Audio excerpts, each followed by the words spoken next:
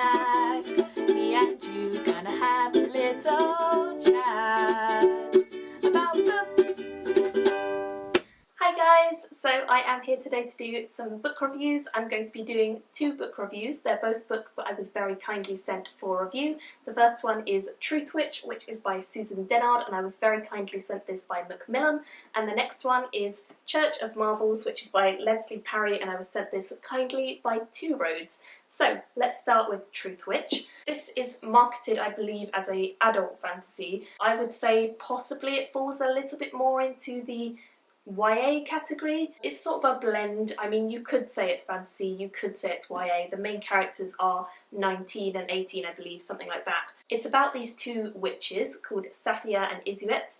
ISEULT and SAFIA have been friends for a very long time. One of the key elements in this book that I really enjoyed was the friendship that the two of them had, because I don't think you see friendships between females in fantasy very often at all, and I loved that that was a focus of the main story. It was definitely something that the two girls in this story had to rely upon, was their friendship to one another and their dedication to one another, and I really liked seeing that. It's set in a world which is called the Witchlands, and this is book one, I believe, and it comes out in January. I really was happy to read this. It was kind of a really perfect book for me at the time that I picked it up, because I was having a bit of a reading slump, just not really feeling like reading, mainly because I finished Robin Hobb and there was no more Robin Hobb to read, which was very sad. So this kind of came at the perfect time for me, and I really whizzed through this very quickly. I think I read it in maybe 2 days, so it was really easy to get through. It's set in this world where witches are fairly commonplace. A lot of people have sort of witchery and powers of magic. For instance, one of our main characters is called ISEULT, and she is a THREADWITCH, which means that she can see emotions that people have by looking at their threads, kind of like their emotions. I think that that was a really interesting concept, so I really liked that idea. Then we have our main character, who is SAFIA, and she is actually a Truthwitch. Truthwitch is very rare. It's not something that anyone else in the world has, and so because of that, SAFIA knows that she has to keep her talent completely hidden. She cannot tell anyone that she has this magic. If she does, she knows that she will be politically captured and she will have to work for some sort of political force within this world. There is a lot of turmoil going on at the moment in this world. The politics are not necessarily all over the place in terms of the writing, but everyone is in uproar. No one knows what's going on. They all have a kind of opinion about what should be happening in terms of who should be working with who and who should be forming trade alliances with who. I will say the world building in this is not incredible. It definitely could have had more, and if it did, I think it would have been better as a story overall. With that said, I think this is very focused on characters, and I think the characters are well enough developed that I was interested and I was hooked into the story and I wanted to know what was going to happen to them. Overall, I think this is mostly an adventure story. That's how I would market this. It's an adventure between these two girls and how they have to try and hide their powers and hide what they can do from everyone. SAFIA is very at risk most of her life. She has been. She's also noble, which is something that not a lot of people know about her, but she has never been raised as a noble. She's always been raised to learn sort of fighting and to learn these sort of less desirable skills. Her uncle is a complete drunk, but he has provided her with money and things like that to go and get an education in some of the less savoury arts. So although she's noble, she's also had quite a good life up till now, and she's experienced lots of things. And when we pick up the story, she and her friend ISEULT are sort of travelling around, doing all sorts of crazy things as friends do, and trying to pull pranks and all sorts of things. And then they get involved with a BLOODWITCH, and a BLOODWITCH can basically scent your blood. Once he's got the smell of your blood, he can track you anywhere.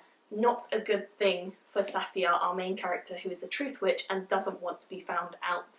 So the story goes on from there, and it's very fast-paced, very action-packed, has a lot of very good fun scenes and ideas, but it isn't developed to the level that I would appreciate it being. I do think that it's a very fun series. I do think it has a lot of potential, and I definitely do want to pick up the next one when it comes out. I think it's a good series overall. I think it's a really interesting concept, and I do think if it was developed further with more books in the series, which it will be, then I'm sure it will be a really interesting one overall. So I ended up giving this a 3.5 out of 5 stars. I'd love to hear your thoughts if you guys have read it or if you're planning to read it, because I know it doesn't come out till the 14th of January. But yeah, let me know your thoughts. I really enjoyed this, so thank you to Macmillan for sending this to me. The next one that I picked up is Church of Marvels by Leslie Parry. This book I was sent very kindly by Two Roads, and I really am happy that they sent it to me.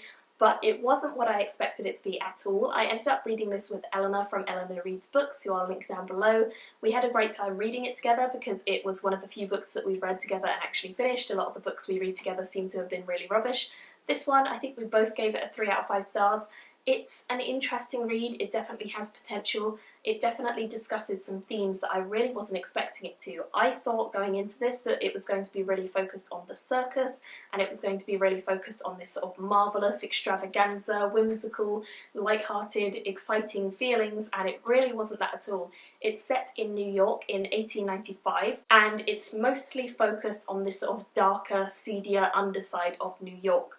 It doesn't necessarily focus on the Church of Marvels, which is this circus, at all. Basically what's happened is the very beginning of the book we find out that the Church of Marvels has burned down, and one of our main characters, who is called ODILE, she basically is left at the Church of Marvels on her own. It's not called the Church of Marvels anymore, it burned down a while ago, and now they have a new owner who's named it something else, and it's still kind of an acrobat sort of freak show, marvellous extravaganza, but it's nowhere near the same as what it was when she was growing up. Her mother was actually the owner of the Church of Marvels, and she and her twin sister Belle had been a part of the acts that went on there, and then when the fire came, Belle was distraught and Belle seemed to just vanish. She went off into New York, Manhattan, and just never came back and never really wrote.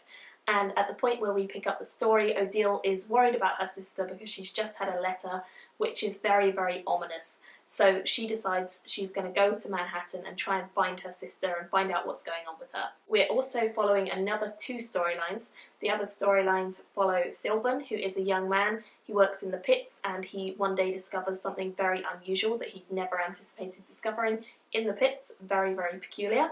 And the other one that we're following is Alfie. Alfie is a really interesting character. Alfie's storyline is a lot to do with insanity and madness and craziness and also gender, and I just found it to be a really peculiar, interesting way of revealing things, so I definitely liked that storyline, but I did feel a little less attached to that character. I mean, I didn't feel attached to any of these characters, which for me was a flaw in the story, but I definitely didn't feel that attached to Alfie as a character because I thought that Alfie was a little bit withdrawn and a little bit crazy, and I didn't know whether it was craziness or whether it was just insane situation. So it was a very odd, interesting story and I liked it a lot, but it just wasn't what I expected it to be at all. It definitely focused more on this mystery element of finding Belle. Of course, all 3 of these storylines tied together with Belle's storyline later on, and when we do discover things about this, we see that they all weave nicely together, and I appreciated that.